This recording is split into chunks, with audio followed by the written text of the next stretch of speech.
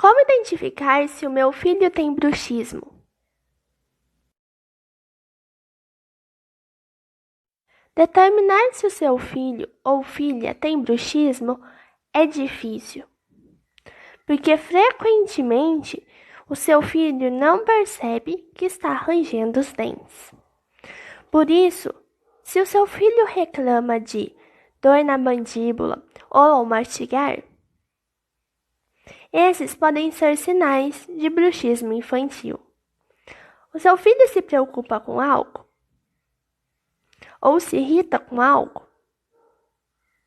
As crianças muitas vezes sofrem de estresse. E você precisa entender a origem do problema e tratar através de tratamentos médicos ou com intervenções para aliviar o estresse, como um banho morno ou uma música suave antes de dormir. Se você gostou, não esqueça de curtir, comentar e compartilhar.